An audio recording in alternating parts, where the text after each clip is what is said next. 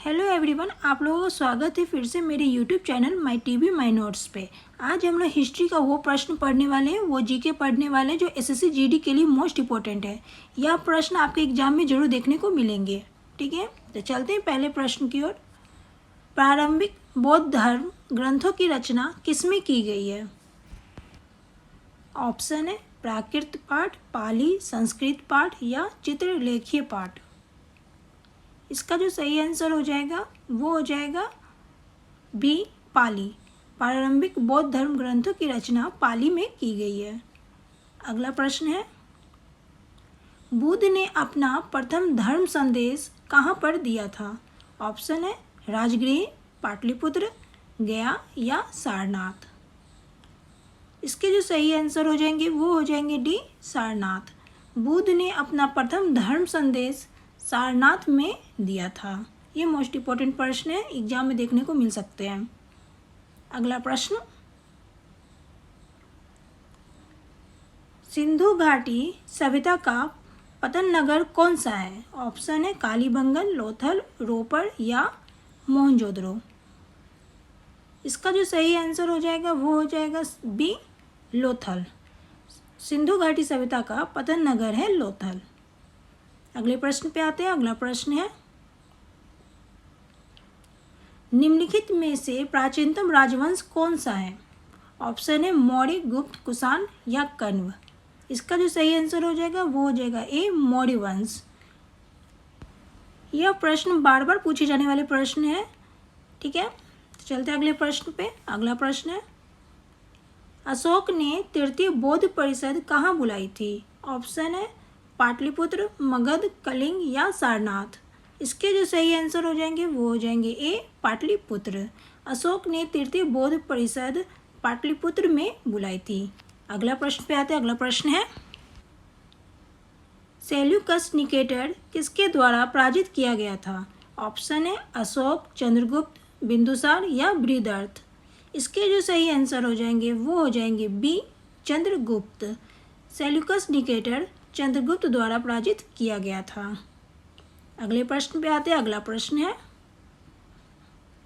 भारत के सर्वप्रथम स्वर्ण मुद्राएं चलाने वाले शासक कौन थे? ऑप्शन है मौर्य, भारतीय यूनानी, गुप्त या कुषाण। सही आंसर इसका हो जाएगा वो हो जाएगा बी, भारतीय यूनानी। भारत के सर्वप्रथम स्वर्ण मुद्राएं चलाने वाले शासक थे भारतीय यूनानी। अगले प्रश्न पे आते हैं। अगला प्रश्न है, गुप्त शासकों की सरकारी भाषा क्या थी? ऑप्शन है पाली, प्राकृत, हिंदी या संस्कृत।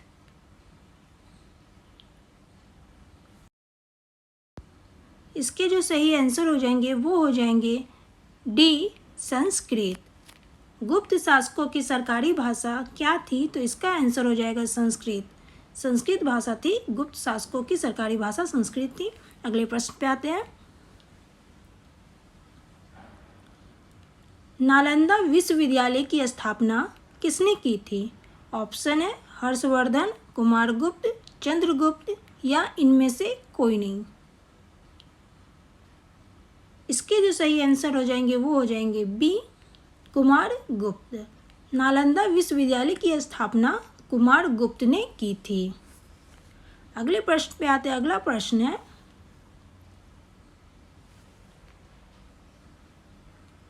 हर्षचरित्र किसके द्वारा लिखी गई थी? ऑप्शन है कालिदास, बाणभट्ट, वाल्मीकि या व्यास।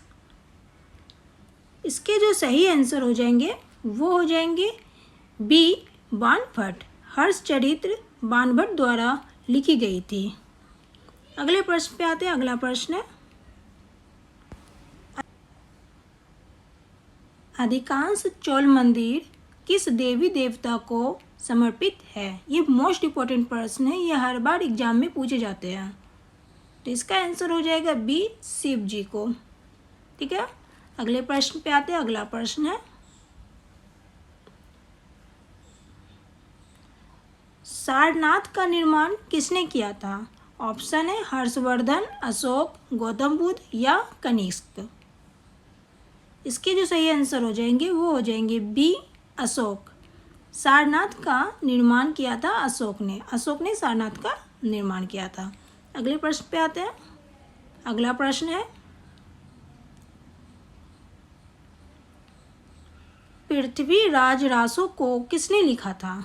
ऑप्शन है भवभूति, जयदेव, चंद बरदाई या वानभट्ट। आंसर हो जाएगा इसका सी, चंद बरदाई। पृथ्वीराज रासो का किसने लिखा था? चंद बरदाई। अगले प्रश्न पे आते हैं। अगला प्रश्न है, प्राचीनतम विश्वविद्यालय कौन सा है? ऑप्शन है गांधार, कन्नौज, नालंदा या वैशाली। ये भी मोस्ट इम्पोर्टेंट प्रश्न है, ये भी एग्जाम में बार बार पूछे जाते हैं। इसका जो सही आंसर हो जाएगा वो हो जाएगा सी, नालंदा विश्वविद्यालय। अभी जस्ट इससे पहले हम लोगों ने पढ़ा था नालंदा विश्वविद्यालय की स्थापना किसने की थी, तो आंसर था कुमारगुप्त ने। अगले प्रश्न पे आते हैं, मोहनजोदड़ो कहाँ स्थित है? ऑप्शन है पंजाब, सिंध, गुजरात या उत्तर प्रदेश। सही आंसर हो जाएगा बी, सिंध। मोहनजोदड़ो सिंध में स्थित है। ठीक है, ये भी मोस्ट इम्पोर्टेंट प्रश्न है, बार बार ये एग्जाम में आते हैं। अभी के लिए इतना ही, फिर मिलते हैं नेक्स्ट वीडियो में नए जीके के साथ जो एग्जाम्स में पूछे जाते हैं।